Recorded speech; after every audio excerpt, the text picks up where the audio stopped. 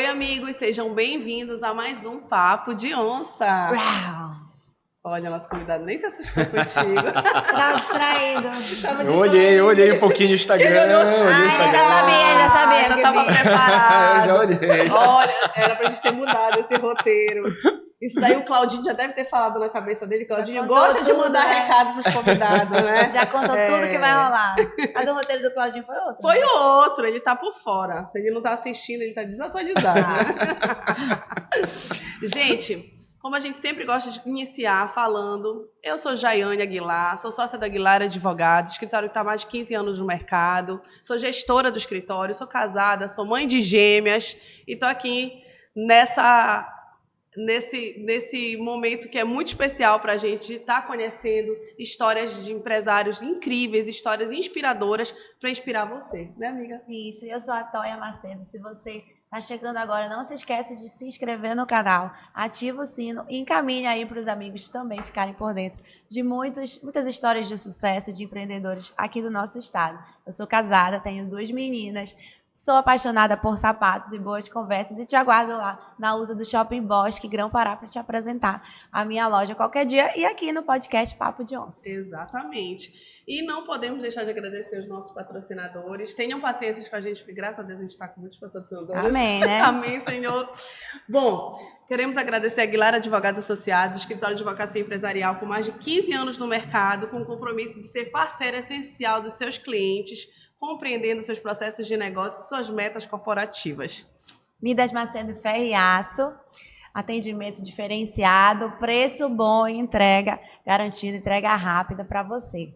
Põe na caneca, nosso parceiro, que a gente vai daqui a pouco presentear o nosso convidado, assim que vocês já vão ficar sabendo quem é, que tem um atendimento rápido e muito eficiente para a gente. Maria Fricó, os nossos looks agora da Maria Fricó, que é uma loja de moda feminina, atualizada, com atendimento também personalizado, sofisticada. Para a mulher que é mãe, empresária, tem aquela rotina corrida, você vai encontrar looks bonitos, práticos, confortáveis e que vão te acompanhar aí da manhã até a noite, uma variedade enorme de looks para vocês. Exatamente. E, gente, a gente está fazendo uma composição incrível entre a Maria Fricó e a SD Brand da Suzana Dalla, que vende joias cravejadas em Swarovski assinadas pelo Hector Albertazzi.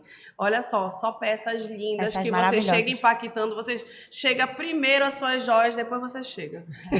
Já vem brilhando de longe. Exatamente. E a Clínica Desportiva, gente, que fica na Rua Boa Ventura da Silva, 1535, a melhor clínica de fisioterapia do Pará. A Desportiva tem como missão proporcionar saúde e bem-estar aos seus pacientes com cuidado humanizado e tecnologia de ponta. Não esquecendo a expertise do Júnior, que é um especialista há muitos anos já no mercado na área esportiva, já atuou no Paysandu em diversos clubes do estado, então ele vem com tudo isso para implementar na clínica e tá, olha, incrível, além dela atender todos os planos de saúde. Tem plano de saúde. É isso. E acabaram nossos patrocinadores. Acabaram agora. A gente vai apresentar o nosso convidado. Seja bem-vindo, Igor Moreira. Estamos hoje aqui, né, no lounge da Leal Moreira, gente. Esse lounge lindo, fomos recebidas, né? Também com coffee break. Inclusive, Igor, eu vou deixar logo registrado aqui que gostaríamos de fazer agora oficialmente todas as gravações aqui. A gente pode vir. Pelo amor de Deus. Fica à disposição. Gente, eu acho que oficialmente vai ser o nosso local, que as pessoas já passam, já cumprimentam adorou, a gente. Recepção. Não, café da manhã, que se eu soubesse, tivesse me avisado, eu não tinha tomado café em casa. Não que tu não tenha tomado de novo, Com né? certeza, né? Não vou deixar passar em branco. Parece até que ela não comeu nada. Gente, o Igor, para quem não sabe, é advogado, tá? De formação, mas nunca exerceu a profissão. Hoje é empresário, CEO da Leal Moreira. Ele é do signo de Capricórnio, casado. E ele disse que não tinha filho, mas ele tem um golden. Pai de pet. Pai de pet. E ama fazer Muay Thai e viajar. Quem não gosta, né? Quem nunca? Quem não? Igor, bem-vindo ao Papo de Onça. Primeiro, agradecer o convite, Jaiane, Toy. Prazer estar aqui com vocês hoje, conversando aqui um pouquinho sobre Leal Moreira, gestão, aqui, um papo meio descontraído. E agradecer também o Papo de Onça, bacana estar aqui com vocês. Não acompanho de forma muito ferrenha o podcast, mas já vi vários convidados, amigos meus, vários empresários participando e tenho bons feedbacks aqui do Papo de Onça. Ah, que bacana. Da próxima vez, deixa teu comentário lá, um likezinho, verdade, né? vou Dá uma deixar. valorizada. E olha, vocês falaram aí do Júnior também, sou cliente do Júnior há não sei Olha, da quantos mil Desportiva. anos. Olha aí, da Desportiva. Pois Todo é. mundo aqui clientando do Júnior. Vivemos lá com ele. Muitas lesões. Muitas Muitas lesões. lesões. Todo mundo que gosta de esporte. Muay Thai, então, muita lesão no Muay Thai. bicho, é Muay Thai comigo, meu pai no tênis, minha irmã no tênis. É todo mundo também praticando esporte lá com o Júnior, vira e mexe. Que legal. Maravilha. Presentei o nosso convidado. Ah, Caneca. Ele tá só olhando sim, pra caneca gente. deles. Olha aí. Ele vai Presentinho entregar aqui no do Põe na Caneca. Opa, obrigado. Personalizado da nossa segunda temporada. Obrigado pelo presente, por estar aqui com vocês. Ah, então, vamos lá, Igor. Conta pra gente como tudo começou na Léo Moreira. Tem uma história grande aí, né? E agora você tá à frente. Então, conta pra gente como tudo começou. Bacana, olha. A nossa empresa ela já tem quase 40 anos de mercado, né? Começamos lá atrás, em 86. É uma empresa familiar. Originalmente, a nossa família atuava no ramo de mineração no interior do estado. E aí, por diversos motivos, o interior do estado já é difícil hoje, naquela época era mais difícil ainda. Tivemos algumas terras invadidas e tudo mais, e meu avô, na época, decidiu parar de investir naquele negócio e começou a procurar outro negócio aqui na nossa cidade, mais próximo de onde ele efetivamente ficava. Nesse momento, meu pai estava se formando em engenharia civil na UFPA, e como ele já tinha alguns terrenos aqui bem localizados na cidade, meu pai convidou meu avô, conversaram, falaram, poxa, vamos tentar começar uma incorporação pequena, pegar um terreno ali bem localizado, e de repente fazer ali um projeto de algumas casas, né? Inicialmente era essa a mentalidade ali do meu avô e meu pai. E aí meu pai pegou e conversou com um arquiteto, professor ali da Federal, que era amigo dele, idealizou, falou sobre o projeto que ele queria colocar de pé, e o arquiteto falou, olha, Maurício, muito bom, mas só que nesse terreno não dá para fazer mais, não precisa ser só casa, você consegue fazer ali um prédio, de repente, de 6 andares, um negócio um pouco maior, tudo mais, vai dar um resultado melhor, vai dar mais trabalho, mas vai dar um resultado melhor. Contratou um profissional de mercado, passou o brief de um projeto ali de 6 andares. O profissional começou a desenvolver, quando ele trouxe para ele, Maurício, dá para fazer muito mais. Trouxe um prédio de 12 andares para ele. Caramba! Ali foi outro choque que ele pegou, mas também eles conversaram e disseram, não, vamos para cima e vamos encarar esse desafio. E em 86, a Léo Moreira lançou o residencial Berilo, ali na 9 de janeiro, chegando na Antônio Barreto. Prédio de 12 andares, 2 por andar. Hoje parece algo pequeno, mas para a época, para a gente, era algo muito grande. Quase não tinha prédio. Exatamente, né? Era algo muito grande. Também para quem estava começando, não tinha tanta familiaridade. E nessa região também, até hoje, tem poucos prédios. Exatamente, lá, né? Exatamente. E aí começaram com o primeiro edifício, né? Sempre ali com uma política de um empreendimento por vez, naquele começo. Mas desde o primeiro momento, a Léo Moreira sempre teve algo muito forte de querer entregar um empreendimento de qualidade. Sempre teve um compromisso muito grande em fazer algo diferente, algo acima do que o mercado está praticando, algo que os clientes realmente olhassem e dissessem, poxa, é um empreendimento diferenciado, né? Desde esse primeiro empreendimento. Nesse primeiro momento, o mercado aqui do estado do Pará, ele era amplamente dominado pela Encol. A Encol era uma empresa gigante de atuação nacional em quase todos os estados do Brasil, e aqui a Encol detinha mais de 50% de participação do mercado. Nossa. Então, naquele momento, a Léo Moreira se posicionou como uma segunda opção. Empreendimentos diferenciados, excepcionais, mas nós sabíamos que nós éramos uma segunda opção. Nós não falávamos isso, mas era como se, olha, existem Encol com os empreendimentos excepcionais, mas se por algum motivo os empreendimentos da Encol não atenderem você, tem aqui também a Léo Moreira, que é uma empresa local, com empreendimentos muito bons, onde você vai ter acesso aos donos, né, e que esses empreendimentos podem te atender. E a Léo Moreira começou ali, um empreendimento após o outro, começou a crescer devagarzinho, mas sempre ali, vamos assim dizer, muito abaixo da Encol. Quando a gente chega ali em 95, 96, a Encol ela entra em declínio no Brasil todo. Então, aquele processo ali de quebra da empresa, efetivamente, aquilo mexeu muito com o mercado, até vários dispositivos legais foram criados após a quebra da Encol, né, profissionalizou o mercado de certa forma, e naquele momento nós percebemos de que a Encol ia deixar um gap na cidade de Belém.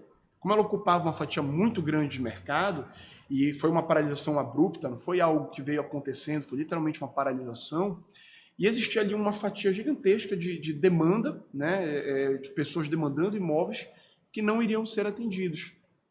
Então, naquele momento, nós tivemos a ideia de expandir a nossa empresa e de fomentar um ritmo de crescimento. Nós passamos a não mais investir em um empreendimento por vez, aumentamos o número de empreendimentos, passamos a ter ali investimentos em marketing, em mídia, coisa que não era feita naquele momento, trouxemos autores globais para fazer propagandas, investimos em capas na revista Veja, coisas que hoje talvez até pareçam mais corriqueiras, mas que para a época não era usual. Então, nós aumentamos nosso ritmo de obra e começamos a investir fortemente em marketing, nesse período de 95 até 2000. E rapidamente vemos resultado, né, Jaiane e Toia. No ano de 1999, nós já assumimos a liderança de mercado, já tínhamos uma participação de mercado bem relevante, e um pouquinho mais à frente, em 2003, conseguimos alcançar a marca de mais de 50% de participação de mercado. Então isso mostra para a gente que a estratégia de fomentar o crescimento após essa queda da Encol foi muito acertada, foi uma estratégia vencedora. A gente realmente conseguiu cobrir aquele gap que a Encol acabou deixando. Né? No começo dos anos 2000, eles foram marcados de uma forma muito forte por um aumento na relação da Léo Moreira junto aos seus clientes. Nós já éramos líderes de mercado, já tínhamos uma empresa ali bem conceituada, já tínhamos vários empreendimentos em andamento, empreendimentos reconhecidos por sua qualidade. Então, naquele momento, nós passamos a investir muito forte em formas diferentes de se relacionar com os nossos clientes. Nós passamos a ter a revista Léo Moreira, que era uma revista voltada ali para cultura, gastronomia, viagens, design, tecnologia. Era voltada para os assuntos que o nosso cliente consome, né? Que o público final da Léo Moreira consome.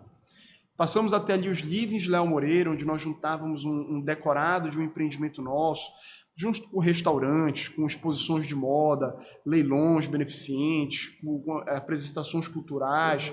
Era literalmente eventos na cidade que aconteciam dentro dos nossos empreendimentos em obra. Né? Foram eventos ali espetaculares. Fazia um fortalecimento de marca muito grande. Muito grande, muito grande. Aquilo ali aumentou a percepção de marca que nós tínhamos junto ao público paraense, de uma forma geral, de uma forma muito forte. Eu não tenho aqui agora de cabeça o número de pessoas que circularam nesses eventos, mas foram milhares de pessoas que circularam, porque eram eventos abertos. Então a pessoa conseguia visitar um empreendimento nosso que estava em obra, via apartamentos decorados, tinha um restaurante, que tinha às vezes era o Dom Giuseppe, era o Roxy Bar, tinha a Copenhagen, tinha a livraria da Fox. Aí vários eventos aconteciam neles, como exposições, desfiles. Realmente foi algo diferente para a cidade. Numa época que nem sequer decorado se fazia, nós trouxemos os decorados dos apartamentos, agregados a uma série de outras situações ali, e realmente aquilo movimentou muito o mercado e jogou a nossa marca muito para cima também. E eu acho que foi uma época também que o mercado começou também a se movimentar muito, de arquitetura. Eu lembro quando a Vanessa veio, ela falou que começou a vir os Casa Cor para Belém, né, que tinha isso ainda era anterior a Casa Cor até. Sim. Isso foi mas propulsor. Exatamente. Mas foi uma época que iniciou e aí foi cada vez crescendo mais, né? É verdade. Tivemos também a Copa Léo Moreira de tênis. A Copa Léo Moreira de tênis, durante muitos anos, foi o maior campeonato de tênis do estado do Pará. Alguns jogadores profissionais chegaram a vir para jogar, que tinha uma categoria aberta, com premiações em dinheiro. Então, nesse momento, a Léo Moreira já era líder de mercado e vinha lançando empreendimentos de uma qualidade excepcional e também se predispôs a se relacionar de forma muito íntima junto com seus clientes. E isso fez com que a gente alcançasse mais de 50% da participação de mercado em 2003, já, se não me falha a memória. Então, realmente, ali era um momento em que a empresa tinha ali uma fatia muito grande e era muito reconhecida. Tinha alguns slogans que ficaram marcados na memória do paraense, né? Só Léo Moreira faz um Léo Moreira, empresa com nome e sobrenome, que refletem um pouco desse momento que a empresa vivia. Passado um pouco mais, ali no momento de 2006, 2007, nós vivemos ali aquele boom do mercado da construção civil. Foi o boom ali nacionalmente, foi um momento de muito crescimento para todo o mercado. Naquele momento, nós tínhamos algumas empresas da região sul e sudeste que fizeram abertura de capital na Bolsa de Valores, então eram empresas que estavam muito capitalizadas e começaram a fazer sua expansão nacionalmente. Nesse momento, nós fomos procurados por várias empresas, basicamente todas as empresas de capital aberto que vieram atuar em Belém nos procuraram como primeira opção para fazer parceria. Todas elas. OAS, MAC, Cirela, Gafisa, Agra, todo mundo que veio para Belém nos procurou para fazer parceria. E foi um momento ali de muito estudo, né? Naquele momento, nós fizemos duas observações sobre todo esse movimento. Em parte, nós consideramos que nossa estratégia foi, em parte, vencedora e, em parte, nós erramos também nela, né? E falando aqui sobre gestão de forma muito aberta, né? Quando nós vimos aquelas empresas vindo para a cidade de Belém, nós pensamos de que as empresas locais teriam muita dificuldade em manter a competição com elas. Porque eram empresas extremamente capitalizadas, tinham feito abertura de capital, tinham um caixa absurdo. E a gente não conseguiria competir com essas empresas. Por que eu digo que, em parte, essa observação foi verdadeira? Naquele momento, todos os nossos concorrentes que não se associaram com uma empresa de fora acabaram deixando o mercado, infelizmente. Então, hoje, basicamente, o mercado de Belém, o mercado do Pará, tem uma configuração que não era a mesma de 2006, 2007. Os nossos concorrentes eram outros. Basicamente, os nossos concorrentes atuais ainda não eram relevantes ou ainda não estavam presentes no mercado naquele momento. Então, nós tivemos empresas tradicionais, empresas boas, que infelizmente não conseguiram dar continuidade nas suas atividades, em grande parte por conta da entrada dessas empresas de fora. Então, naquele momento, após estudar todas essas empresas, nós tivemos a ideia de que nós iríamos nos associar a uma empresa que não fosse tão grande, dentro dessas gigantes fosse uma um pouco menor, e que existisse uma sinergia entre a gente e essa empresa. Então, nós optamos por nos associar com a Agra na época. Era uma empresa que dentro dessas gigantes era um pouco menor, tinha uma preocupação muito grande também com a qualidade do seu empreendimento, com o relacionamento junto com o seu cliente. Se criou uma boa sinergia entre nós, sócios da empresa, e os sócios da Agra também. E desenhamos uma parceria que no começo foi muito proveitosa. Nós chegamos a lançar ali mais de 3 bilhões de reais em VGV, somente na cidade de Belém, Grande Belém, no período de 2007 até 2010. E era uma parceria onde basicamente toda a operação era nossa. Então, apesar do empreendimento ser Agra e Leal Moreira, quem tocava engenharia, relacionamento com o cliente, a idealização do produto, a escolha dos terrenos, tudo era Leal Moreira e nós tínhamos um parceiro.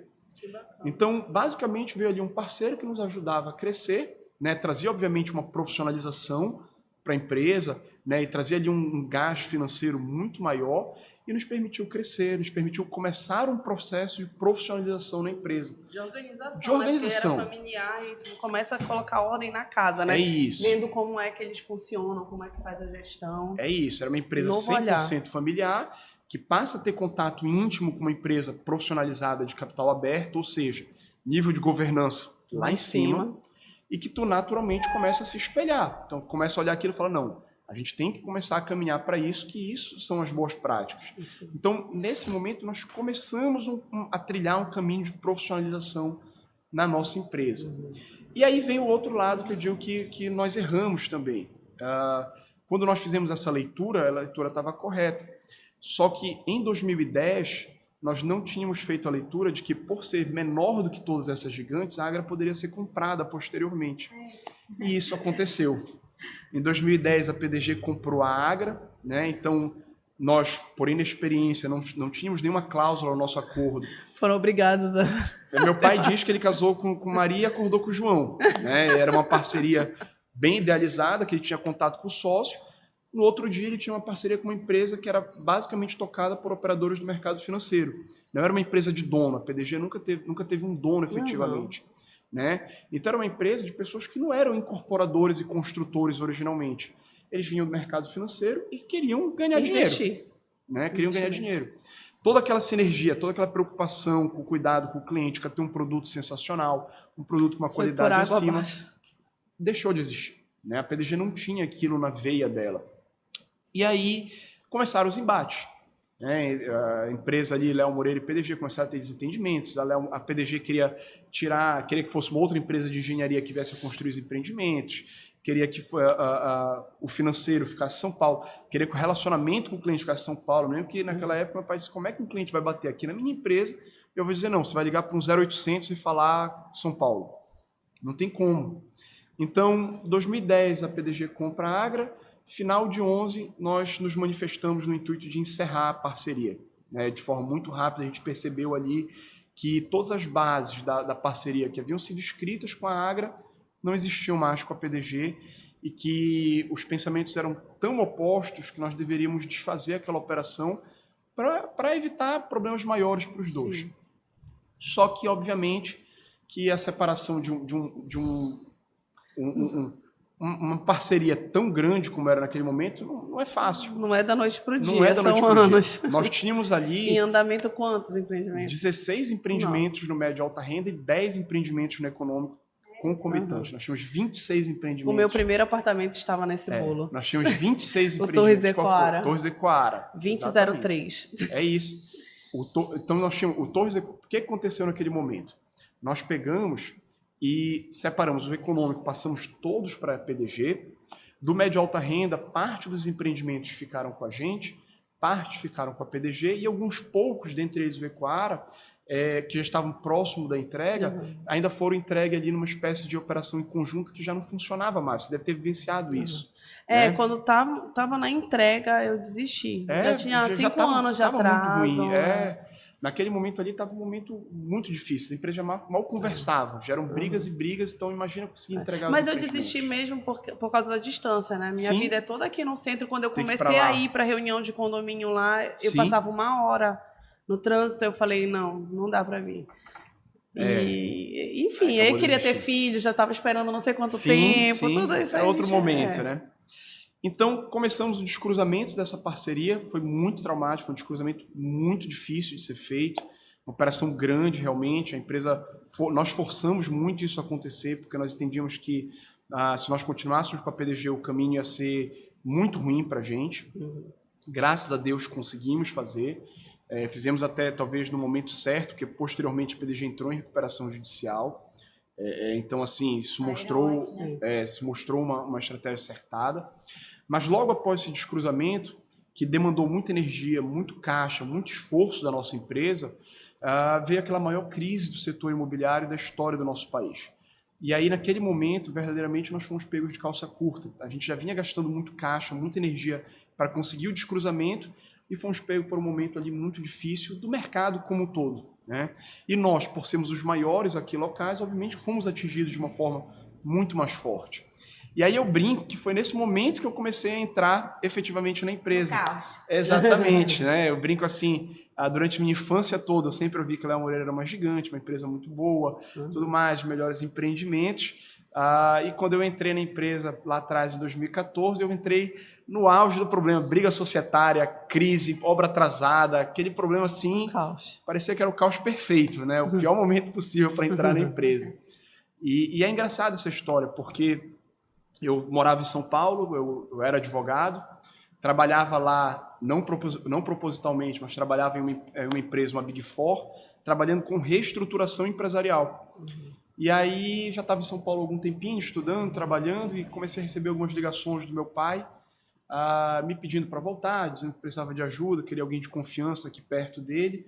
E num primeiro momento aquilo me pareceu papo furado, meu pai, né? Porra, meu pai não quer que eu volte, não quer que eu finque raízes aqui em São Paulo, que de repente acabe ficando por aqui. Me lembrava da empresa, poxa, grande, com uma estrutura robusta, administrativa. Eu não via nada que eu pudesse auxiliar a empresa se eu não estivesse aqui. Olha, eu estava com 23, eu acho. 23 anos. São quantos filhos? Quantos irmãos tu tem? Somos 3, mas eu sou mais velho. Aí só chamou tu nesse momento? Basicamente só eu, né? Mas hoje só tu também trabalha? Não, ou os outros também trabalham? Meus outros 2 irmãos também atuam na empresa, em diferentes funções. E aí me chamou, no primeiro momento eu falei, pai, não faz sentido, achava que era papo furado. Continuei em São Paulo. Quando eu percebi que ele continuou a me ligar, eu fiz um combinado com ele. No final de 2013, eu falei, pai, deixa eu terminar o ano, se efetivamente terminar o ano, e se o senhor ainda quiser que eu volte, eu volto lá e vejo o que eu posso fazer junto com o senhor. E aí terminou o ano, ele me cobrou pela palavra, e aí eu falei, não, tudo bem, deixa eu voltar, já que ele está me pedindo, realmente deve estar precisando, e ele vê alguma coisa que eu possa ajudar na empresa. E eu voltei na empresa e eu digo assim, Jaiane Toia, que talvez tenha sido uma das maiores baques que eu sofri em toda a minha vida. Porque eu entrei na empresa e toda aquela imagem que eu tinha da empresa robusta, grande, forte, organizada, naquele momento não existia. A empresa se encontrava numa crise já ali gigantesca, só não se falava disso, acho que as pessoas ainda não acreditavam que a empresa se encontrava numa crise efetivamente, mas ela existia. E eu conversei com meu pai e disse, pai, o primeiro passo aqui é a gente rodar um diagnóstico. E eu consegui entender o que está acontecendo efetivamente. Então, os primeiros 6 meses, basicamente, eu passei indo em cada uma das áreas da empresa e me inteirando de todas elas, né? Passando ali sobre quem eram as pessoas que atuavam naquela área, quem era a liderança, quais eram os relatórios que eram utilizados, quais eram os controles, quais eram os projetos que estavam sendo tocados, para eu poder ter uma noção geral de toda a empresa e entender o que estava acontecendo. E aí eu digo isso, né? Às vezes é um pouco de sorte com a vida se escreve. Eu trabalhava com isso em São Paulo. Eu trabalhava com reestruturação empresarial em São Paulo por um acaso, não porque tu queria. Não porque eu queria, literalmente.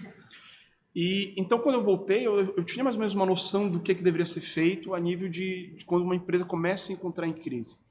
E quando eu rodei esse diagnóstico, eu lembro que eu fiz uma reunião com meu pai, com meus tios, que são os sócios, e foi assim, mostrei para eles um cenário horrível, né? Dentro dos vários pontos, a empresa contava com todas as suas obras atrasadas, a empresa estava numa posição de caixa muito complicada, se encontrava altamente endividada, era uma empresa que tinha assim, uma folha administrativa completamente inchada e desnecessária. A nossa folha naquela época, ela girava por algo em torno de 5 milhões de reais mês.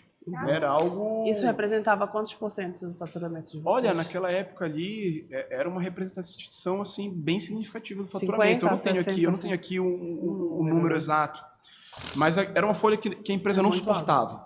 Era uma folha que a empresa não suportava. Era uma empresa completamente deficiente a nível de controles, de gestão efetivamente. Eu lembro que a maior parte das reuniões a gente passava discutindo para entender se o número estava certo ou não.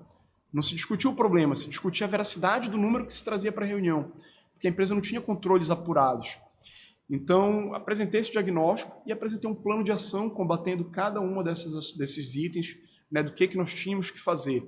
E, nesse momento, eu tive a sorte, a felicidade de que realmente a família me deu muita liberdade para tocar esse plano de ação.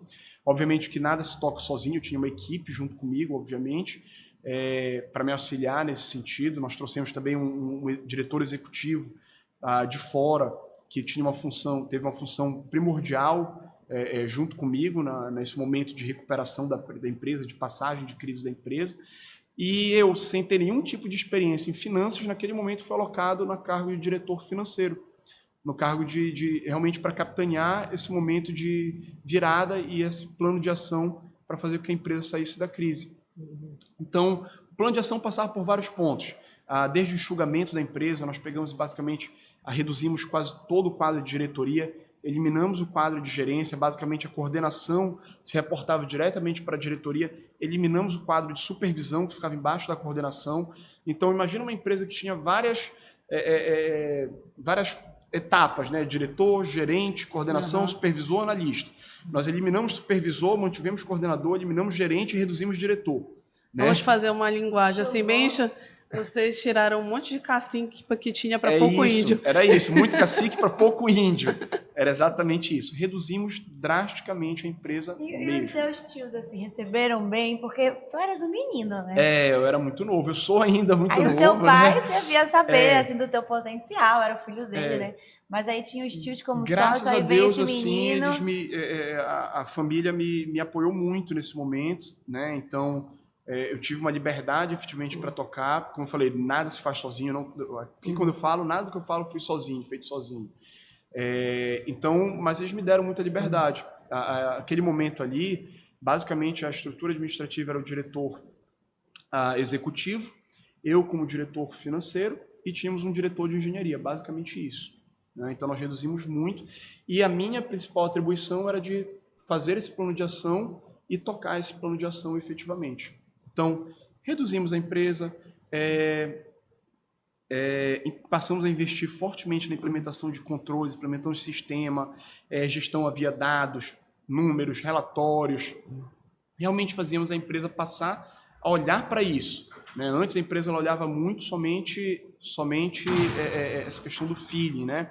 E aí ela passou a sair um pouquinho disso e focar efetivamente em dados, em controles, em gestão, em números, em relatórios.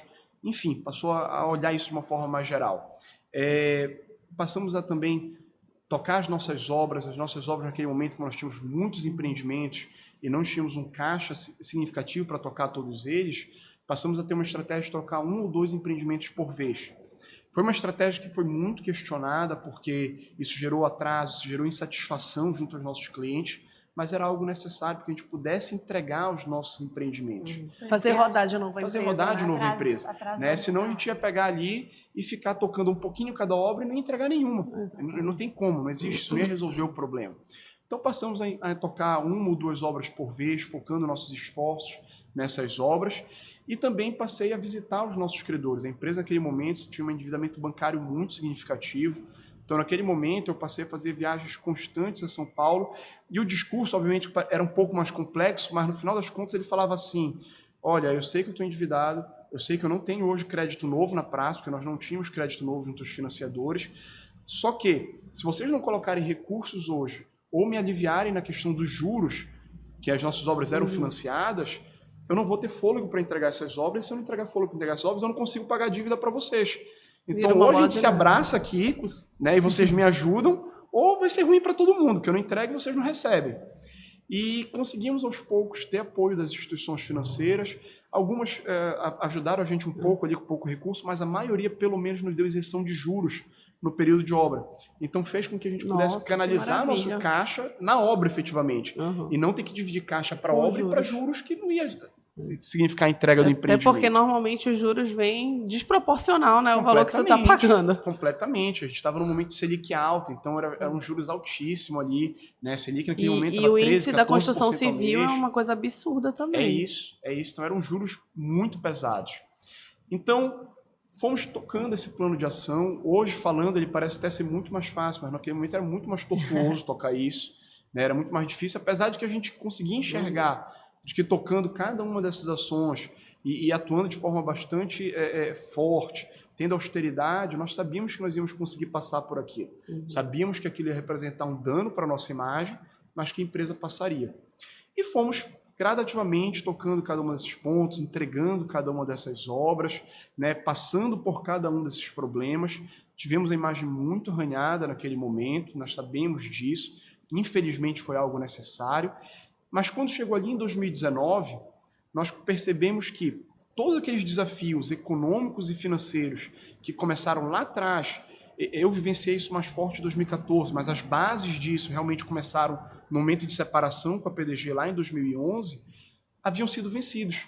Os desafios da empresa já não eram mais econômicos e financeiros, a empresa já se encontrava com suas obras todas entregues, já se encontrava com fluxo de caixa saudável, já era uma empresa que possuía controles, relatórios, números, uma estrutura muito mais enxuta. Era uma empresa muito mais profissional do que a Léo Moreira de anos atrás, do que a Léo Moreira de 2011, de 2010 ou de antes mesmo. Então, era um outro momento para a nossa empresa já em 2019. E aí, o que nós observamos?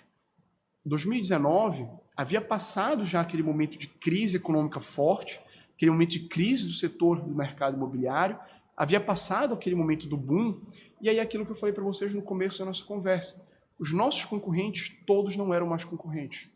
Havia trocado o mercado. Todos os nossos concorrentes lá atrás, dos anos 2000, empresas sérias, empresas boas, né, como Village, Marco, Secom, Vila Del Rey, enfim, todo mundo ali que eram nossos concorrentes de verdade, não estava mais no mercado.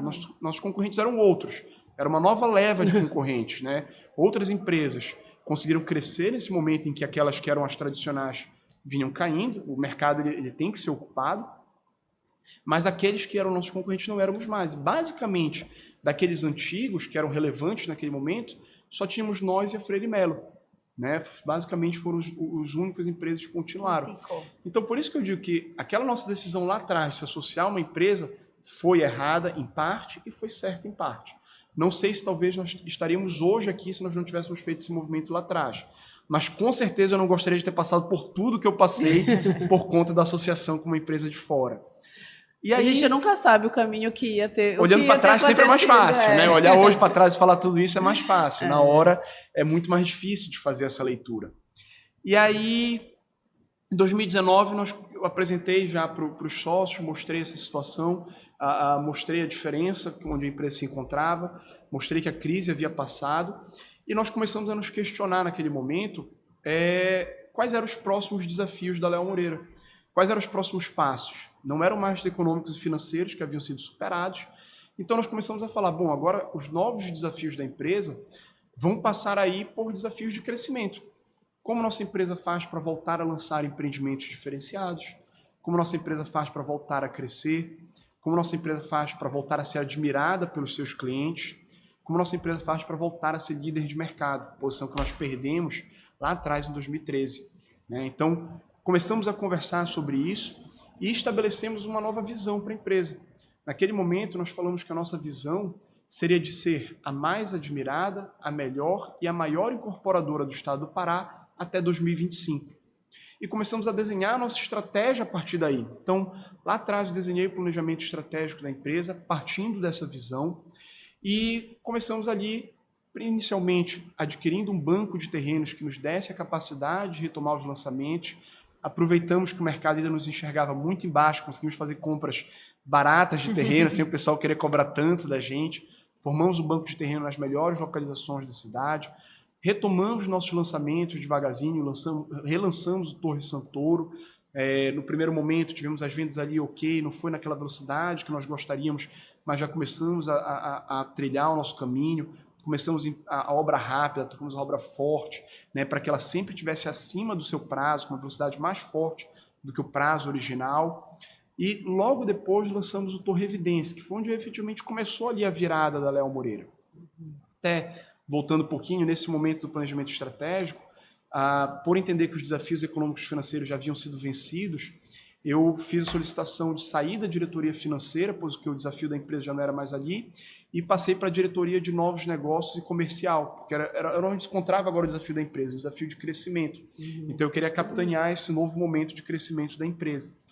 E aí passei a atuar ali nessa diretoria. Então fizemos o lançamento do Torre Santoro, né, do Torre Lumiar, do Torre Evidência, e no Torre Evidência foi onde a gente sentiu efetivamente, sim, vamos dizer assim, a volta da Léo Moreira, porque o Torre Evidência, nós lançamos ele um pouco após a pandemia, em outubro de 20, e em menos de 6 meses o empreendimento estava quase que 90% vendido. Então aquilo deu um gás muito grande para a gente. Antecipamos o começo das obras de empreendimento, né?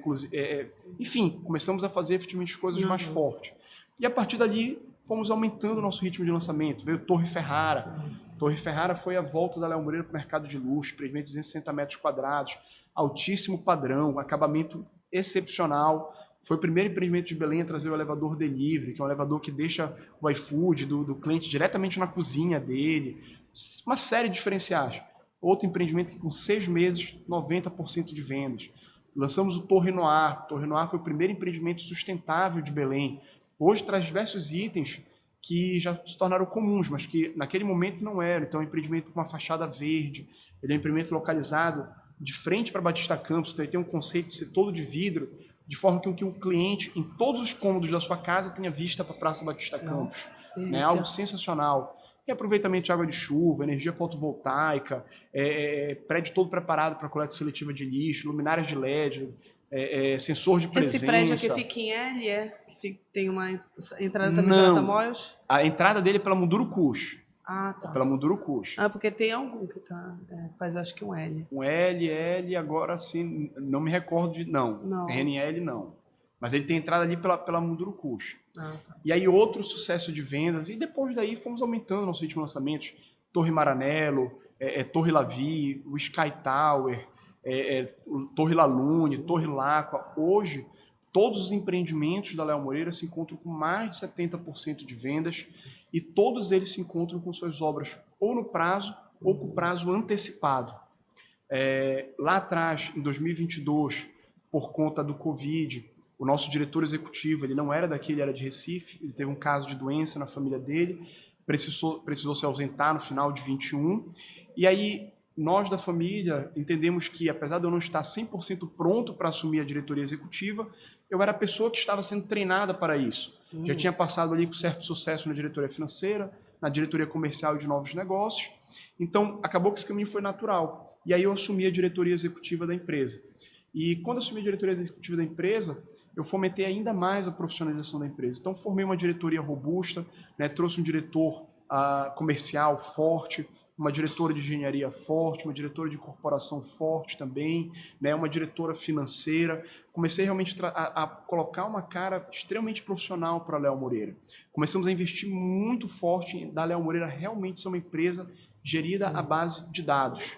Então, hoje a Léo Moreira é uma empresa que tem dados praticamente para tudo. Eu arrisco a dizer que dentro dos nossos concorrentes, dentro do mercado imobiliário, nós somos a que mais temos dados de mercado. De tudo, desde dados de demanda e oferta, quanto a dados de toda a nossa empresa, dos nossos clientes. Nós tomamos decisões baseadas nisso. O nível de profissionalização da nossa empresa é altíssimo. Somos a Mesmo única... sendo uma empresa familiar. Hoje eu já digo até que o nosso formato já nem é tanto de empresa familiar. Na diretoria, tu és o único da família hoje. É isso que eu queria te perguntar, Exatamente. como é que ficou isso, né? Basicamente, a família subiu para o conselho de administração, então hoje nós temos um conselho de administração que é composto, inclusive, por membros externos da família. Na execução do dia a dia, basicamente, não tem a família, basicamente sou eu como diretor executivo. Eu tenho uma irmã que hoje atua como diretora de incorporação, mas que também galgou os passos dela na empresa. E tenho um irmão mais novo que está começando agora na empresa e tudo mais.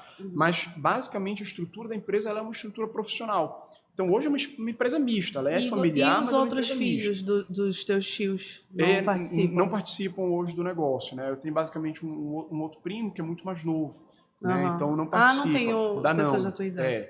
Basicamente uma estrutura profissional e nós queremos fomentar cada vez mais isso. A gente investe muito em governança, realmente queremos ter uma empresa profissional. A Léo Moreira ela vem trabalhando para isso. Hoje, por exemplo, nós somos a única incorporadora do estado do Pará a ser auditada por uma Big Four. Então eu tenho uma empresa de fora que vem e audita todos os meus processos, todos os meus números, todos os meus controles, atesta que minha empresa é uma empresa capaz, por exemplo, de acessar mercado de capitais. Sim. Hoje nós conseguimos fazer uma emissão de CRI no mercado de capitais. Nenhuma outra empresa aqui do estado consegue fazer isso. E a gente faz isso por uma questão de entender que é um passo correto. Mas vocês têm algum percentual de capital aberto? Capital aberto não, mas nós temos empreendimentos que nós tocamos via emissão de CRI, né, via fundo de investimento. E por que a gente gosta de fazer isso? Como nós sofremos muito lá atrás com essa questão de bancos, hoje eu não gosto de ter uma dependência de nenhum tipo de fonte financiadora. Então eu tenho aqui meus leques de empreendimentos e eu gosto de ter um mix. Eu tenho parte dos meus empreendimentos que são financiados por bancos, eu tenho parte que são financiados por fundos, eu tenho parte que são tocados com recursos próprios da empresa e tenho parte que são tocados com recursos dos clientes. Então, diversificou, completamente. Né? Não se eu tiver, por exemplo, uma crise ali na questão dos bancos, estão travando dinheiro, isso não me afeta em nada. Se o mercado de capitais, por algum motivo, está caro, não me afeta em nada. Eu consigo tocar os meus empreendimentos de forma muito tranquila. E um dos pilares desse novo momento de crescimento da empresa foi de que nós queríamos ter um crescimento sustentável. Então, diferentemente do crescimento que nós tivemos lá atrás, que foi um crescimento que a empresa não estava pronta para vivenciar, hoje é um crescimento com muito mais pé no chão. Antes de ir para o próximo lançamento imobiliário, nós gostamos de analisar 3 pontos em todos os nossos anteriores. O primeiro deles é percentual de vendas. Nós queremos que todos os anteriores estejam pelo menos 50% vendidos. Então, bateu 50% de vendas, eu vou para o próximo ponto. O próximo ponto é velocidade de obras. Eu quero que todos os meus empreendimentos estejam ou no prazo ou com prazo antecipado. Já aconteceu aqui, por exemplo, de um empreendimento nosso não bater o andamento de obra daquele trimestre e eu segurar um lançamento até a engenharia conseguir recuperar aquele atraso que teve naquele trimestre. E o terceiro ponto é a estrutura financeira. A estrutura financeira se aquele empreendimento vai ser tocado com recursos próprios, eu tenho recurso em caixa. Se ele vai ser tocado financiado, o financiamento está contratado. Se ele vai ser tocado Ou seja, o dinheiro está no bolso. Está garantido. É isso. Garantir esses 3 pontos, eu vou para o meu próximo lançamento. Então isso me garante um crescimento muito mais sustentável. E vocês hoje estão sem atrasos em obra? Nenhum atraso. Ou seja, isso fortalece muito a marca de vocês, né? Ela voltou valendo para o mercado, assim, né? Nós vamos entregar agora, ao final do ano, 2 empreendimentos, todos 2 dentro do prazo. E ano que vem, eu vou fazer a entrega do Torre Ferrara, que vai ser o primeiro desse nosso ciclo, antes do prazo. E depois dele tem o Torre Noir, que também se encontra com o cronograma antes do prazo. A gente entende que isso é estratégico para a nossa empresa. Nós queremos fazer todo esse ciclo dentro do prazo, ou antes do prazo. Né? Então, isso é algo que a gente está trabalhando muito para fazer acontecer. E vocês têm interesse em abrir capital? Um dia. Hoje está muito longe. Né? Hoje está muito longe. Só que o que é o legal? Desempenhamos todo esse trabalho de crescimento, todo esse trabalho de profissionalização E quando chegou em 2022, nós já alcançamos a liderança de mercado quando nós falamos de vendas naquele ano. Já fomos a incorporadora que mais vendeu no ano de 2022. Quando nós fomos para 2023, nós alcançamos a liderança de mercado em todos os requisitos, todos os indicadores do mercado, nós fomos os maiores. Vendas, lançamentos, obras, velocidade, todos eles nós fomos os maiores. E em 2024 nós estamos mantendo e ampliando essa posição. Hoje a Léo Moreira já representa quase 40% do mercado da nossa cidade. É uma posição muito robusta, né? Bem significativamente maior do que todos os nossos concorrentes. Então, aquela missão, aquela visão que nós propusemos lá em 2019 de alcançar em 2025, nós conseguimos antecipar isso já para o ano de 2024. Legal. Inclusive, hoje, nós estamos revivendo o planejamento estratégico da empresa, estamos montando isso, estamos passando por isso nesse momento, e estamos conversando um pouquinho sobre quais os próximos desafios da Léo Moreira. O que vem para os próximos 5, os próximos 10 anos da nossa empresa? Nesse momento, a gente está justamente discutindo isso. Um dos pontos que com certeza vai acontecer e já está acontecendo é a nossa expansão geográfica. Então, esse ano, nós fizemos o primeiro lançamento da Léo Moreira em São Paulo, a primeira empresa da região norte do Brasil a conseguir fazer um empreendimento em São Paulo. Fizemos um lançamento ali, fizemos um pré-lançamento agora em agosto, de um empreendimento na rua Bela Sintra, uma das melhores ruas de São Paulo, né, pertinho da Paulista, um empreendimento espetacular, que nós fizemos o pré-lançamento desse empreendimento em agosto, e hoje ele já se encontra 90% vendido. Quer dizer, poxa, eu queria Sucesso total de venda, Jeane, assim, impressionante, graças a Deus. E não, é uma outra história... Quando eu estou em São Paulo, eu estou vendo que está tendo um crescimento absurdo, principalmente de loft para alugar. É isso. Porque tem muitas empresas que estão fazendo essa gestão. É isso. Eu me encontrei na Radoc Lobo, 720, meu endereço lá em São Paulo. Nosso prédio é muito próximo da Radoc Lobo. A gente está falando muito próximo mesmo. E aí, eu me encontrei lá, agora eu só fico neste bendito apartamento lá, que eu amo, de paixão, e a gente está namorando muito, comprar muito também. Bacana. Esse é só o primeiro lançamento lá da nossa empresa em São Paulo. A gente não está fazendo isso com um tiro único. Na verdade, a gente estruturou a nossa empresa hoje. Nós temos capacidade de rodar 12 empreendimentos concomitantes aqui em Belém e montamos estrutura para rodar 3 empreendimentos concomitantes lá em São Paulo. Então, é o primeiro passo dessa nova fase da Léo Moreira, desse novo momento que nós estamos vivendo. E por que vocês escolheram São Paulo?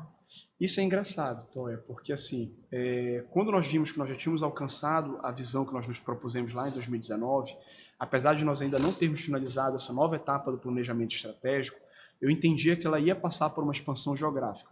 Não ia passar por uma diversificação a nível de segmento. Então, nós tentamos lá atrás atuar no segmento econômico. A gente viu que aquilo não estava na nossa veia.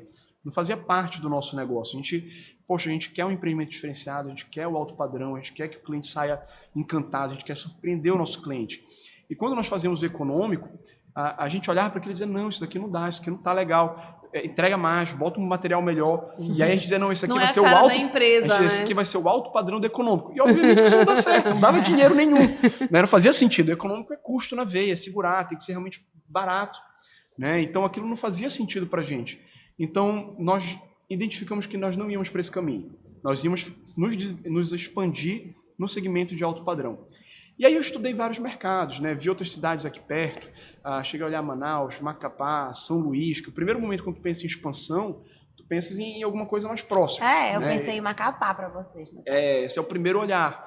Olhei tudo, achei tudo interessante, tudo também fazia sentido, mas assim, por algum motivo, pareceu que não surgiu a oportunidade certa. São Paulo é São Paulo. Não, mas é porque assim, Macapá tem pouquíssimos prédios. Só que de repente assim, eu estudei, eu gostei de todas as cidades, achei todas elas interessantes e nós não descartamos nenhuma delas. Mas parece que num primeiro momento, talvez não tenha chegado para mim a oportunidade correta.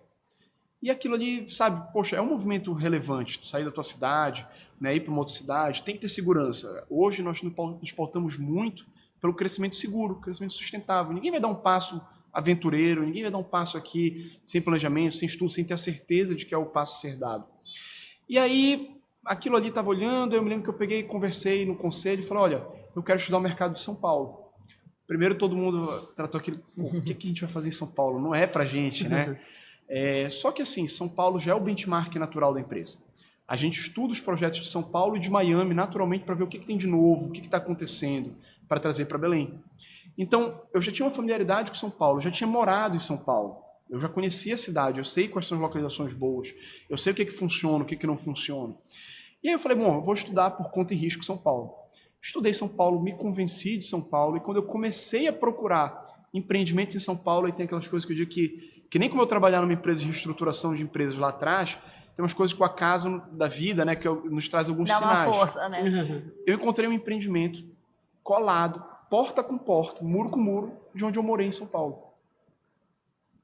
Qual a chance, dada a imensidão de São Paulo, de eu conseguir comprar um empreendimento do lado de onde eu morei em São Paulo? Para mim isso não existia. Quando eu vi aquilo, eu falei, olha, é um sinal de Deus, né? É para ir. Fiz todo o estudo, viabilizava, era um movimento muito melhor até do que eu queria, porque eu estava procurando um terreno, mas eu achei um prédio pronto, recém-entregue, era um prédio que tinha sido entregue em 2021, final de 21, que era um prédio comercial, um incorporador construiu um prédio todo para locação, ele queria alocar o prédio todinho, não vendeu nenhuma unidade, só que na pandemia se amarrou, se complicou e ficou com receio, porque na pandemia estava circulando aquela situação de que a sala comercial ia acabar, que tudo ia ser home office, né? Que as empresas iam diminuir. A maioria das empresas lá em São Paulo fez esse movimento, né? Até hoje. XP fazendo, todo mundo Itaú, fechou, uma série de empresas grandes escritórios todos estão em home. Então ele tinha uma dívida bancária, um prédio comercial na mão, ele ficou com medo, preferiu negociar com o banco e passou o prédio em pagamento para o banco. E eu fui lá e comprei esse prédio do banco. Né? Então é um prédio pronto, já todo pronto, que eu estou basicamente transformando ele de comercial para residencial. Então Pois é, eu ia te perguntar, vocês não fazem prédio comercial? Já fizeram? Fazemos também. A gente é mais focado no residencial, mas fazemos também no comercial. Inclusive, um dos nossos próximos lançamentos vai ser um prédio comercial aqui em Belém. Só que lá em São Paulo, ainda não posso falar. Ainda é segredo. Eu acho que eu vou fechar um andar pro escritório. Olha aí, já vai ser lá. Quero ver a localização. E aí, lá em São Paulo a gente não acreditava no comercial. A gente acreditava nesse mercado de loft, de estúdio, curta temporada, né? A gente sabia conseguir arrebentar num produto desse. Então transformamos o produto, ficou sensacional. Trouxemos para o mercado e, graças a Deus, mais um sucesso. Pré-lançamento em agosto, 90% vendido hoje, menos de 2 meses, 90% vendido. Já estamos desenhando o nosso segundo empreendimento em São Paulo. Né? Então, isso vai ser do zero ou não? Vai ser uma oportunidade. Também vou trazer aí essa novidade. Eu estou vendo se tem outra oportunidade lá para não começar do zero. A gente montou estrutura para 3 empreendimentos concomitantes em São Paulo. Né? A ideia é essa. É como se a gente tivesse uma esteirazinha rodando. Um empreendimento entregando, um construindo, um lançando. Legal. É mais ou menos essa esteira que a gente está montado para os próximos anos em São Paulo, né? Vai estar rodando aí esse ciclo de 3 empreendimentos. Então, esses são os planos do futuro. Esses são os planos do futuro. Então, eu acho que esse é o momento, essa é um pouquinho da história da Léo Moreira, né? De como começou lá atrás, como ela cresceu, como ela entrou em crise, como ela superou, como ela retomou a liderança de mercado e o que ela está pensando para os próximos passos. Né? Para os próximos anos a gente espera e a gente tem trabalhado para consolidar cada vez mais o nosso número de participação de mercado. Hoje a gente já está aí com quase 40%, nós entendemos que tem margem para a gente aumentar significativamente ainda isso. Estamos traçando estratégias para isso.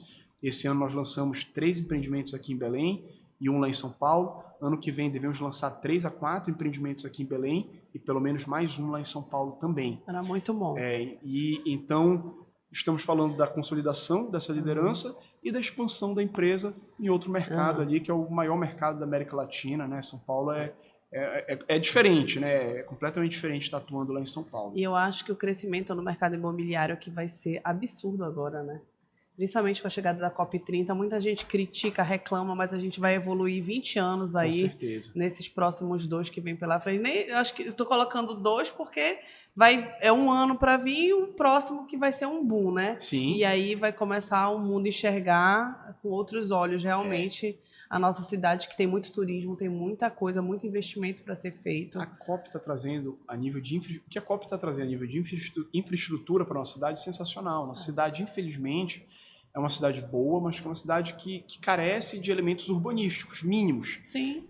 Então, saneamento básico. Saneamento básico, calçamento, vias arborizadas, isso. Limpeza, né? A gente pega bairros nobres de Belém que não tem uma infraestrutura adequada. Alagamento, né? Alagamento. Então a COP ela tá trazendo esse nível de melhorias, isso vai ser muito bom para a cidade.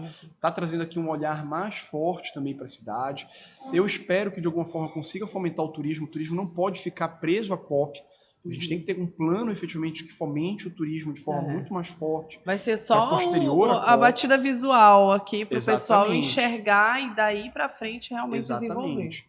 E aí, isso vai trazer benefício não só para o mercado imobiliário, mas para a cidade, para o mercado de uma forma geral. Sim, para né? tudo. O mercado imobiliário ele tem uma relevância muito grande, ele corresponde mais ou menos ali a 7% dos empregos da nossa cidade. Então, obviamente que fomentando o mercado imobiliário, você fomenta o mercado de uma forma geral. Nosso mercado ele é um mercado que consome uma mão de obra de forma intensiva. Sim. A gente tem muito funcionário e, às vezes, funcionários que têm até dificuldade de arranjar emprego de outras formas, que é um funcionário, às vezes, que não é tão qualificado. Sim, uma mão de obra que não né? é tão qualificada, que teria dificuldade de trabalhar em outros ramos. Então, fomentando a questão da COP, fomentando o mercado imobiliário, obviamente que a nossa cidade vai dar um salto. Sim. E o mercado imobiliário ele vive hoje um momento bem positivo do ciclo dele natural também. O ciclo do mercado imobiliário ele é um ciclo muito bem definido, tem algumas etapas ali, roda de mais ou menos 7, 8 anos corriqueiramente, né? Etapa ali de crescimento, superoferta, recessão, recuperação e volta. E hoje a gente está efetivamente finalizando uma etapa de recuperação e indo para uma etapa de crescimento. Então, nós temos anos muito positivos pela frente, isso nacionalmente falando. Sim. A gente depende, obviamente, um pouquinho aí do ciclo da taxa de juros. Nosso mercado é muito impactado pela taxa de juros. Obviamente que hoje a taxa de juros vinha tendo um ciclo de queda, paralisou um pouquinho, mas a gente espera ali que com o novo presidente do Banco Central esse movimento continue a nível de queda e isso só fomente cada vez mais esse ciclo de recuperação e de crescimento do mercado imobiliário. Então, os próximos anos devem ser anos muito positivos para o nosso mercado. Bacana. Vamos Vamos virar lá agora? nossas garradas rápidas. Não sei se eu falei muito, isso que eu falei. Vamos me dosando no tempo, vamos me sinalizando aí.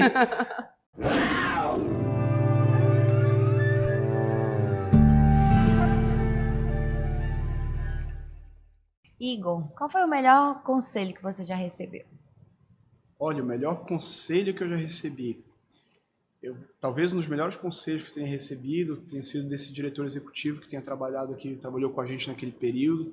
E ele falou uma frase que eu gravo para mim e hoje em dia eu levo ela para tudo. Naquele momento que a gente vivenciava de crise forte, mesmo que ele falou assim, olha, eu sei que esse momento é difícil, eu também não esperava vivenciar tudo isso, mas é muito difícil de bater uma pessoa que nunca desiste. E eu acho que eu levo isso para tudo na minha vida, né? Eu acho que se você não desistir, você continuar tentando, continuar se esforçando, se você colocar toda a sua energia, você vai conseguir. É muito difícil vencer uma pessoa que nunca desiste. E um outro conselho que eu recebi anos anteriores, que também me ajudou muito nesse momento, é de que quando você está fazendo tudo por si mesmo, as outras pessoas querem te ajudar. Às vezes a gente vê muito assim as pessoas pedindo ajuda, reclamando que ninguém ajuda ela. Poxa, o mundo é difícil, tem isso, tem aquilo, ninguém me ajuda. Mas nem ela mesma está se ajudando. Nem ela mesma está fazendo tudo o que ela pode fazer para se ajudar. E todo mundo percebe isso. Quando nem a pessoa própria está fazendo tudo o que ela pode fazer para se ajudar, as outras pessoas não querem ajudar. Não querem. Mas se tu estás fazendo tudo o que tu podes, todo mundo vai ter o maior prazer em te ajudar. E aí tem aquele negócio, né? Tu pegas ali, poxa, teu carro parou na estrada. Tu paraste na estrada e começa a pedir uma carona por conta disso, provavelmente ninguém vai parar para te ajudar. Agora, se tu for para trás e começar a empurrar teu carro, provavelmente vai passar a parar alguém e vai te ajudar a empurrar, vai perguntar se precisa de alguma ajuda. É verdade. Né? Então, eu acho que foram 2 conselhos que eu recebi que me ajudam bastante na minha vida. Me conta, tu gosta de assistir série, filme, ler livro? Ou todas as coisas, ou só uma delas? Bom, gosto de tudo, né? Eu sou um leitor ávido, a leitura sempre fez parte da minha vida desde criança, mas basicamente leio algo voltado à gestão, né? Então, assim, são livros muito mais técnicos, muito mais voltados para a gestão. Recomende aí. Olha, tem vários livros assim que a gente pode estar falando. Tem o Liderança Extrema, é um livro que eu acho que todo gestor deveria ler, é um livro excepcional, vale muito a pena a leitura realmente. É um livro assim completamente fora de série que ajuda, todo mundo tem que ser líder, como você está falando, poxa, eu sou uma empresária, eu não sou só uma advogada. Então passa pela liderança, qualquer empresa passa pela liderança, e isso é muito importante. Né? Tem também ali o Gestão de Alta Performance, outro livro também fenomenal, que foi meu livro assim, de cabeceira durante muito tempo. Sim. Tem um livro jurídico, que foi meu livro de cabeceira durante um momento de crise, espero que ninguém esteja passando por uma crise, mas se tiver, que é o Como Recuperar uma Empresa, do Thomas Felsberg. É um livro também excepcional, naquele período me ajudou muito. Depois posso passar uma recomendação de uns 10 livros, pelo menos, assim, que eu acho que valem muito a pena de serem lidos. Tem o Porquê, do Simon Sinek, também voltado ao nível de liderança. Livro muito legal. Mas a minha leitura normalmente é muito mais voltada para esse âmbito. Agora, filmes e séries também gosto de muita coisa, assim, né? Então, aí, se pegar aí série, porra, sou apaixonado aí por Game of Thrones, adoro Game of Thrones, séries de comédia também. Enfim, séries e filmes também fazem parte do meu dia a dia sempre, assim. Qual é o teu maior medo? Olha, maior medo... Deixa eu ver, assim... Eu sou uma pessoa muito família. Assim, valorizo muito a minha esposa, meus pais, meus irmãos, meus tios. Talvez, assim, meu maior medo passe por não contar com eles, não ter eles perto de mim, né? Enfim, de alguma forma aí... Está relacionado à minha família com certeza, né? De não ter eles por perto, não ter uma família unida, né? Não estar próximo dos meus pais, da minha esposa, não ser um bom marido, um bom filho, um bom irmão, com certeza passo por aí. E é interessante você tocar nesse assunto, porque várias histórias empresariais de Belém que vieram aqui pra gente, elas se acabaram ou formaram outra empresa nesse momento que o sucessor, um dos sucessores começa a querer assumir ou começa a tomar forma diferenciada na empresa, né? E vocês conseguiram lidar com isso. Claro, ainda não tinha ninguém também na mesma idade, talvez, né? Mas poderia ter causado entre os tios, né? Um ciúme ou alguma coisa nesse sentido. E não, vocês tocaram de uma forma que se ajudam. Eu achei muito legal de confiarem, né? Porque como eu falei, ele era um menino. Sim. E aí, se eu tivesse com uma empresa grande em crise, eu ia procurar um especialista na área, pegar um CEO de algum lugar, sei lá, eu ia pegar uma pessoa mega especializada no assunto. Mas tinha uma pessoa mega especializada que era esse não cara. Não era mega especializada, mas que não, mas assim, ele conseguiu. Tinha 23 anos, né? E ele nunca tinha feito isso. Ele trabalhava com isso, mas ele já recuperou uma empresa? Não, ele recuperou essa, né? E aí eu ia fazer tempo. Especialistas nisso, né? Que recuperam empresas e tal. Eu acho, então foi uma grande confiança que depositaram. Eu acho que foi uma junção de várias situações. Primeiro, graças a Deus, nossa família é uma família muito unida, né? Então não existiam brigas prévias, não existem brigas hoje, nunca existiu esse tipo de desalinhamento. Porque né? às vezes a gente vê em muitas empresas familiares que já existem brigas de anos e anos e que no momento da sucessão isso só vem mais à tona, né? Isso só floresce. Então tinha essa questão da união, tinha uma questão anterior, como eu falei para vocês, nós tentamos nos profissionalizar lá atrás e o meu pai e meus tios já haviam confiado em alguns profissionais de mercado que tinham referências de mercado e se desapontado. Então, eu acho que nesse momento eles queriam alguém de confiança deles. Deles mesmo. Né? Então eu acho que foram vários pontos. E eu acho também assim que eu sempre fui uma pessoa que sempre me cobrei muito. Então, desde o primeiro momento que eu entrei na empresa, eu sempre tive para mim assim, bom, eu estou entrando aqui na Léo Moreira, sou herdeiro, vou ser visto como herdeiro, que é natural quando você está entrando, essa é a primeira imagem que se tem. E eu sempre pensei assim, eu tenho que fazer mais do que todo mundo. Para eu conquistar meu espaço aqui, eu tenho que trabalhar mais do que todo mundo. Então, eu sempre fui o primeiro que chega, o último que sai. Até hoje, eu sou o primeiro que chega, eu sou o último que sai. Indiscutivelmente, eu sou a pessoa que mais trabalha na empresa. Eu trabalho no final de semana, eu não tenho horário, eu não tenho nada. Minha esposa, às vezes, só quer me matar, ela bota horário. Hoje ela falou, olha, hoje tu tem que chegar até 8h30 da noite em casa. Né? Obrigatoriamente. Tá obrigatoriamente. Então, ela reclama disso, mas ela entende esse lado. E então, eu acho que juntou o momento ruim que a empresa estava vencendo. Talvez se a gente tivesse um momento extremamente positivo, o meu crescimento fosse muito mais lento. Isso. E tu não ia ter essa visibilidade que tu teve. Eles não iam dar tanto valor, né? Então, juntou o momento ruim, juntou a união da empresa, a união da família, juntou o fato que a família já havia confiado em profissionais anteriormente de mercado e não tinha dado certo, e juntou a dedicação que eu coloquei no negócio desde o primeiro momento. Eu acho que, talvez por conta disso, eu tenha conseguido ter mais liberdade e, graças a Deus, a minha família também sempre foi muito aberta a nível de governança, a nível de profissionalização. Então, eles sempre entenderam essa necessidade, de atuar na empresa quem realmente quer se preparar para atuar na empresa. E que, quando não é o mais apto para tocar aquele cargo, é melhor que essa pessoa seja um sócio, mas não um gestor. Então, isso é uma conversa que eu tenho muito com meus irmãos, tenho com meu primo. Se é para estar na empresa, é para estar na empresa. É para trabalhar de verdade, é para se dedicar de verdade, é para realmente ser um gestor. Para ser a pessoa, eu tenho que procurar no mercado e dizer, não, no mercado, para esse cargo aqui, tem essas pessoas, e dentre essas pessoas eu acredito que a minha irmã é a melhor ou uma das melhores para ocupar. Se não, é melhor que eu vá no mercado e traga alguém. Então a gente tem muito esse alinhamento, né? Eu li uma vez no livro uma frase que eu falo muito para meus irmãos e para meus primos, que fala que as grandes empresas familiares que prosperaram ao longo do tempo foram empresas em que os herdeiros se perguntaram quais deveres eu tenho para com a minha empresa por eu ser um herdeiro e não quais direitos eu tenho com a minha empresa por ser um herdeiro. E a gente tenta colocar essa mentalidade em todos nós. Então eu acho que vai um pouquinho por aí, Toy. Não, legal, parabéns. Eu tô fazendo uma conta aqui. Quantos anos tu tem? 33. Meu Deus do céu. É. É jovem. Mas aí, por exemplo, hoje em dia tem que pintar meu cabelo é todo branco, né? Já tá... Meu amor, eu tenho 33. Tudo tem um preço, tudo tem um Ônus preço. e os bônus, a vida Viajei é assim. com a minha esposa agora, passei 2 semanas com a minha esposa viajando, voltei com o cabelo grisalho. Uma cliente nossa, que é amiga minha, me viu e falou, Iva, tu mudaste, aconteceu alguma coisa? Eu falei, não, é porque eu esqueci de levar o shampoo que pinta o meu cabelo. É o shampoo que tá na linha. É tem isso, jeito, nada na tem vida, jeito. eu falo, tudo tem seu sacrifício, né? Vai ter o cabelo branco mais cedo, É. não vai poder curtir tanto a vida, mas isso. enfim, é isso. Olha, Se você pudesse ter qualquer superpoder, qual seria? Qualquer superpoder. Olha... Talvez... Fala esse que tu tá pensando, tu tá querendo viajar no mudar, tempo, fala. Viajar no tempo, com certeza, viajar no tempo.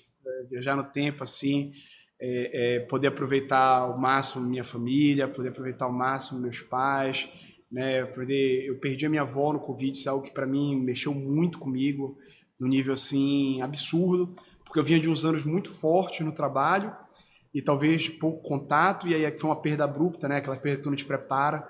Então, com certeza, voltar no tempo, eu acho que seria o superpoder que eu escolheria. Mas tu ia voltar no tempo para uma situação específica? Não. Ou queria refazer tudo?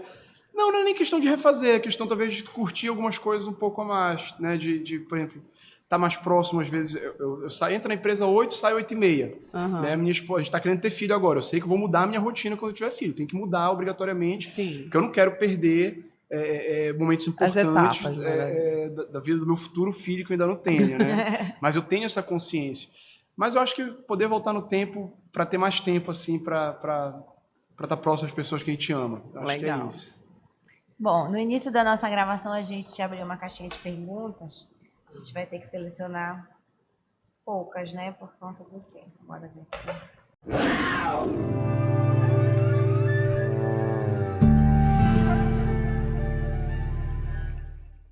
Em quais outros estados vocês pretendem empreender? Já tem algum lugar em vista além de São Paulo? Olha, essa pergunta aí está guardada 7 chaves. Eu vou falar um pouquinho do que dá para falar, né? Nosso objetivo hoje é se desenvolver em São Paulo, crescer em São Paulo, realmente consolidar uma participação de mercado em São Paulo.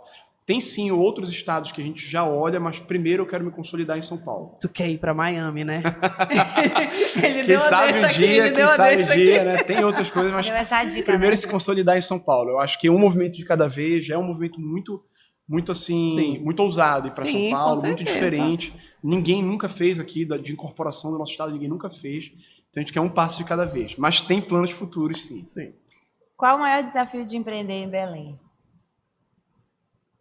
Olha, o maior desafio não é de empreender em Belém, o maior desafio é de empreender de uma forma geral. Empreender. Eu acho que empreender de uma forma geral são vários os desafios que se apresentam na vida do empreendedor. Eu acho que talvez o principal seja o sentimento de que você joga contra tudo e contra todos, né? É literalmente isso. Então, tu tens uma carga tributária altíssima, É verdade. tu não tens nenhum tipo de volta do serviço público por conta dessa carga tributária que tu pagas, tu tens uma legislação trabalhista dura pra caramba com as empresas, não estou entrando no mérito do certo e errado, mas que é Sim. dura pra caramba com as empresas. Tu tens uma série aqui de legislações também que atrapalham o dia a dia do empreendedor, muita burocracia. Nossos projetos, por exemplo, para eu conseguir lançar um projeto, eu perco 1 ano para conseguir regularizar toda a documentação antes de fazer um lançamento, né? E tempo é dinheiro, tempo né? Você consegue fazer muita coisa nesse tempo. Então, Esses serviços cartorários ainda são muito precários. muito precários. Muito. Então, assim, e existe uma mentalidade do brasileiro de que o empresário é um cara ruim, né? Quem é empresário, quem empreende, quem é autônomo, não enxerga assim, mas de forma geral, né? Existe um pouco disso. Vai ver uma novela, o vilão ele é empresário, né? E muitas vezes é construtor, né? Tu pega ali, o cara é construtor, tu vais... o Brasil ainda tem essa mentalidade de que o país não cresce por conta dos empresários. São os empresários que geram emprego, são os empresários que geram renda, são os empresários que fomentam a melhoria das cidades, o serviço público. Outro dia eu estava escutando até uma entrevista do Pablo Marçal. Ele diz, inclusive, que não existe dinheiro público. Todo dinheiro que é público, ele vem da iniciativa privada, né? Isso. Então, o público não gera nenhum capital. Não gera. Ele tira de quem está gerando. Então, sempre o dinheiro é privado, na verdade. É isso. Chegou ali. Um dia desse eu peguei um estudo falando sobre um estudo, não vale nem a pena a gente entrar no mérito de onde é o estudo, mas um estudo aqui da nossa cidade, falando sobre o cenário macro, o cenário econômico da nossa cidade, e começava o estudo dizendo de que o principal setor que move a economia do Estado é o serviço público. Não pode ser o serviço público. O serviço público, eu não estou entrando no mérito aqui, é um serviço relevante, mas ele não gera riqueza para o Estado. Não gera. Mas todo mundo se segura nisso, né? Tu vai no interior, é todo mundo empregado da prefeitura, é cedido da prefeitura para estar no fórum, nos órgãos que existem ainda nos interiores. Infelizmente, as pessoas elas vivem querendo esse cargo, né? Na nossa faculdade, né, Jaiane? Tu vais fazer direito, me formei em direito, e na sala, assim, mais da metade é serviço público. Não, gente, eu não sei como está hoje, mas na minha época ninguém queria advogar. E olha, da minha turma, eu, assim, pelo menos uma leitura bem vaga de quem eu convivo, de quem eu vi o cenário, 50% não advoga. Alguns conseguiram entrar no serviço público, então lá lutaram, brigaram por causa para conseguir, né, serem nomeados. Sim. E 3 só tem grandes escritórios. É isso. E, obviamente, que existem funcionários públicos brilhantes. É importante que sejam pessoas capacitadas, que se dediquem, a gente tenha isso funcionando bem, né? Só que, assim, hoje a gente vê no país um pouquinho essa mentalidade de que ainda é muito contra o empresário, que o empresário, na verdade, é um vilão, que só quer enriquecer e se esquece todo aquele caminho de dificuldade que o empresário eles vêm aprendendo uma mentalidade que, na verdade, o empresário ganha dinheiro em cima do trabalhador. Sim. Então, eles não conseguem enxergar que o trabalhador não teria emprego se não tivesse o empresário gerando emprego para eles. Então, essa visão não é distorcida, porque cada um tem uma visão das coisas, isso é distorcida. É difícil. Na minha opinião, é distorcida. É distorcida. É distorcida, cara. E é um ponto de vista que vai ser uma briga eterna, sabe? E aí tá vindo a nova geração que vem com uma mentalidade bem diferente do trabalho, das dificuldades. Infelizmente, uma mentalidade também que às vezes não agrega nesse sentido, né? É uma mentalidade da nova geração que a gente percebe, óbvio que não é todo mundo, mas de uma forma geral, que coloca uma qualidade de vida num patamar extremamente importante, e obviamente que é importante, né? Mas você tem que galgar alguns passos para conseguir conquistar isso. Exatamente. E muitas das vezes eles não querem galgar, eles querem que primeiro eles querem receber isso para depois entregar o trabalho. Eles e não vão nunca se apesar quando a pessoa recebe muito, ela nunca vai querer correr atrás. Não vai valorizar. É óbvio. E tudo na vida, primeiro você se esforça, primeiro você se dedica para depois você conquistar. Mas isso é isso o padrão mal da nova vida. geração, porque ela está vindo muito amaciada pelos pais, né? Verdade. A criação que eu tive, as minhas filhas estão tendo uma completamente diferente, que as filhas delas vão ter completamente diferente. Porque a gente está preso hoje no mundo de tela, a gente está preso em uma realidade paralela. A gente não está mais preso na vida. Ninguém vive mais o momento atual. Está todo mundo projetando. Eu tenho que ter dinheiro guardado para daqui a 5 anos, daqui a 10 anos. Temos que pensar em tudo isso, mas a gente tem que viver, porque a gente não sabe se daqui a 10 anos a gente vai estar vivo. É isso. Para poder curtir isso, para poder viver. Não, é engraçado. Assim, poxa, vocês duas são empresários. A criação dos filhos... Imagina, como tu falaste, a criação é diferente da criação que teus pais te deram. A criação de filho hoje em dia, porque por mais que vocês se dediquem, que vocês tragam valores, os filhos também absorvem alguns valores da convivência com os amigos, né, no colégio, onde eles frequentam. Então, eu não tenho filhos, mas eu penso sobre isso. Você não sabe, é triste. Né, para não deixar que eles venham com essa mentalidade dessa nova geração. A gente tenta ensinar umas coisas, eu vou te falar uma besteira, que é para nós não entrar em polêmica, mas refrigerante, né? Minha filha, criança não pode tomar refrigerante. Aí tu senta numa mesa de aniversário, as crianças todas com refrigerante. Aí elas elas não têm coragem de me questionar, sabe? Tipo, Sim. elas olham assim, só olham pro refrigerante, olham pra mim. Assim, eu continuo com a minha cara. Não pode. Não pode tomar refrigerante.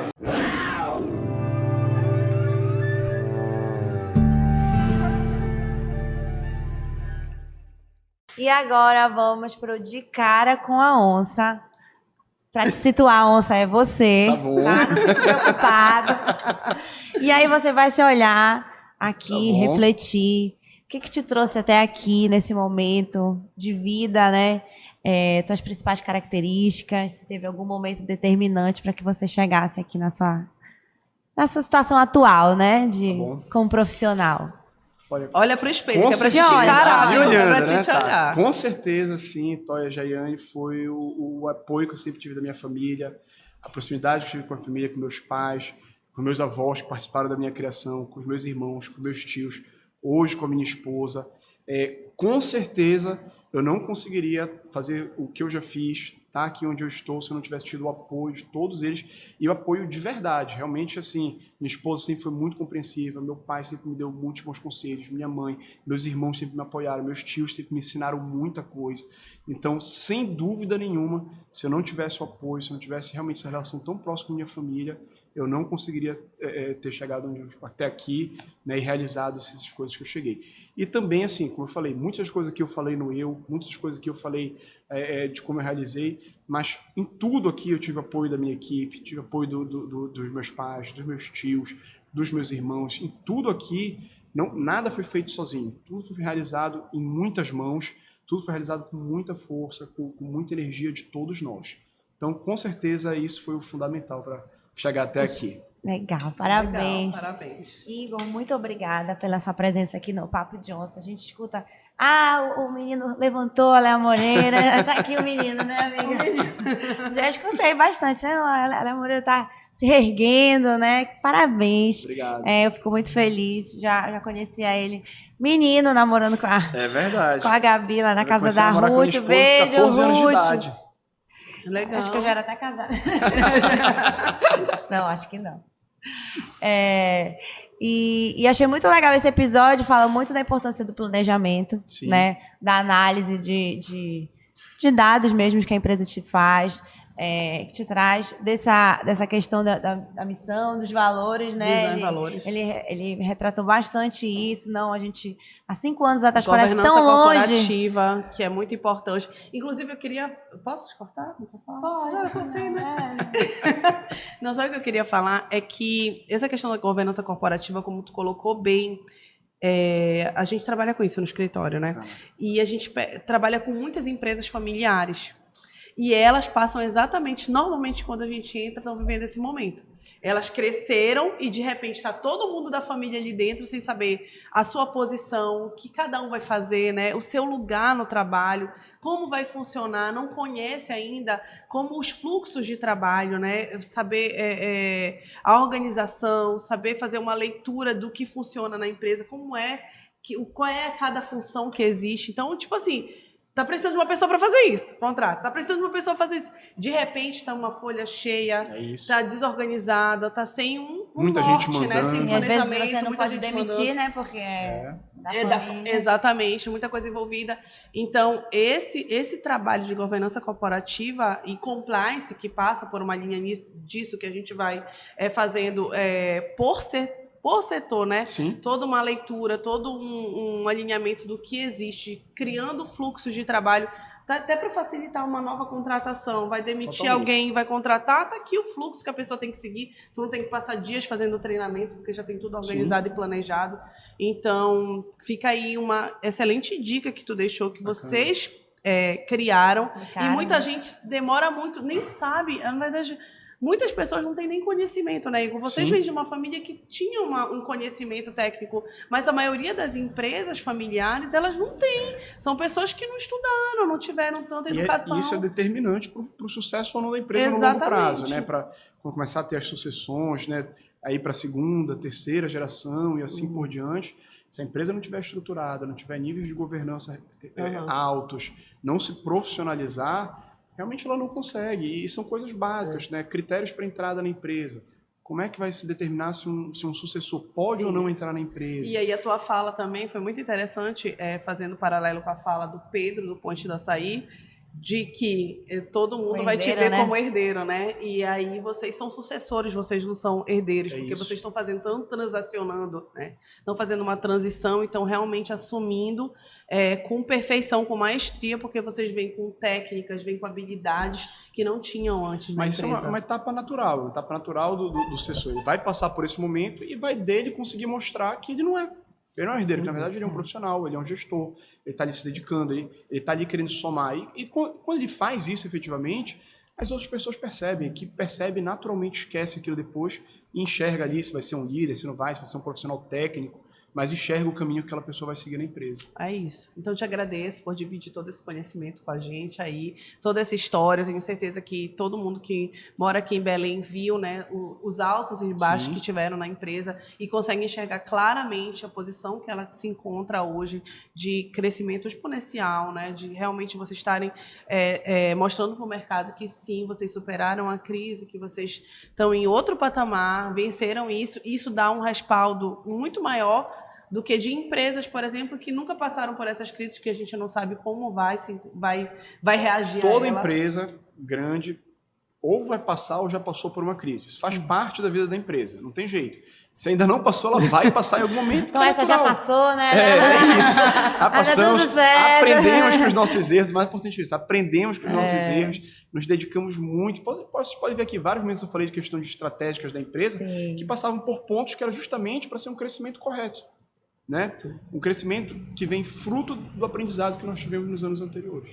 Legal, gente. A importância aí do planejamento, eu achei muito legal. E ele falou de dois momentos que sentaram e conversaram sobre o futuro e parece que está tão longe, né? E tá aí, já vão sentar pela terceira vez, né? Para ver de novo quais são para onde querem ir, né? Da onde estão chegando, se atingiram Passa de muito fato. Rápido. Passa muito rápido. É isso, gente. Se você assistiu até agora, comenta aí qual o empreendimento, qual a torre que você vai comprar, né? Da Léo Moreira.